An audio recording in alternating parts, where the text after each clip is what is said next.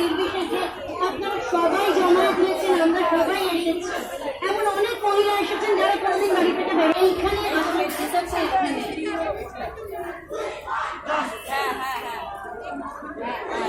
যাবেন।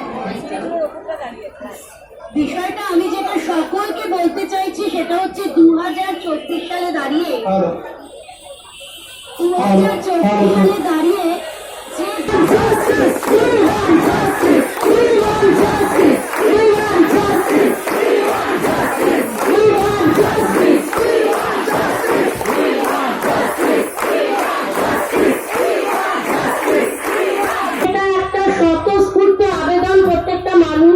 নিজের থেকে চলে এসেছেন, কারণ কাউকে ডেকে আনেননি। আমি আপনাকে চিনি না, আপনি আমায় চেনেন না, কিন্তু এই জমায়েতটা অত্যন্ত লজ্জার জমায়েত, অত্যন্ত লজ্জার।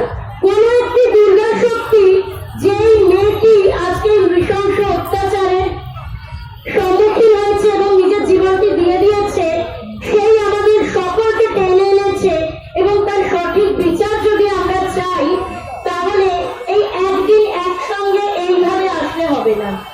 এটা কোনো রাজনৈতিক সভা নয়, প্রত্যেকটা নিজস্ব রাজনৈতিক মতামত আলাদা, কিন্তু এই স্বতঃস্ফূর্ত আবেদন যেন আমাদের প্রত্যেকের মনে থাকে। আমরা সকলের সঙ্গে যেন এই সামান্য আর্থিক যোগাযোগটুকু রাখতে পারি, যেখানে আমাদের এর পরে আর স্বাধীনতার আগে রাত্রি 12টায় এসে মেয়েদের জন্য স্বাধীনতা চাইতে না হয়।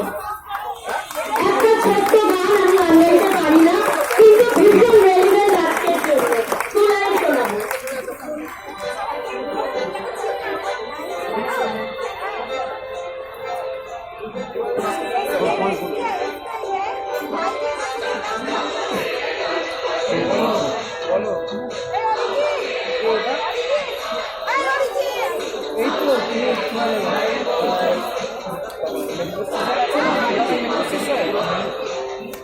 জানি না তুমি মেট্রো স্টেশনের এই দিকে যেই দিকে কি বলে মোমোর দোকানগুলো আছে না, ওই সাইডটা চলে আসো, আমরা ওখানে স্টেট ব্যাংকের দিকে, স্টেট ব্যাংকের